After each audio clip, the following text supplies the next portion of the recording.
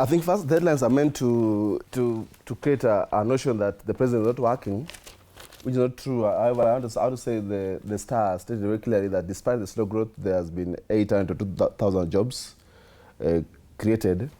However, I think there needs to be much more done in the line of infrastructure because, you know, in the last 3 years, we haven't had major infrastructure jobs created.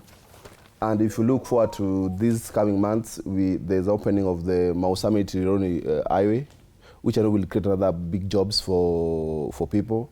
There is presumably a chance to build the Coruso-Idam, the highway from Lamu, Malindi, Mombasa up to Lunga. If it's up, there'll be some more jobs created because the only way to create jobs in a country like us that's developing is through infrastructure, housing, roads, dams, electricity infrastructure. That's what will create jobs. So I think the president should, now that the National Infrastructure Fund was created, we hope that big projects will be opened up and will absorb more youth.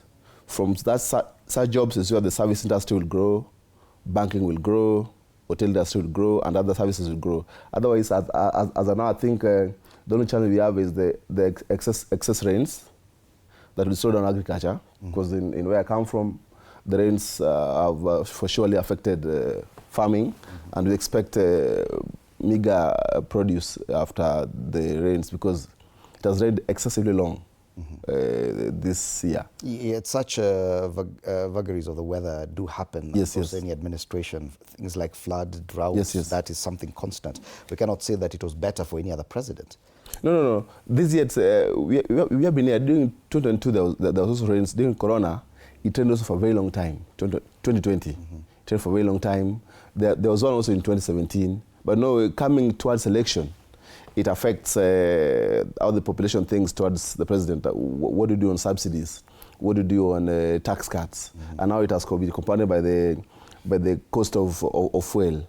What will you do? So the president needs to really think hard on how he and the cabinet will act on the areas of concern that have been raised by the dailies, whereby they say there's slow growth in agriculture, which is our biggest employer and biggest earning GDP. So there's something must be done on agriculture. All right. Yes. And when I lie, because many people have always said that judging a president from the first 2-3 years is a bit unfair, but that's exactly what the Daily Nation and the Taifa Leo have done.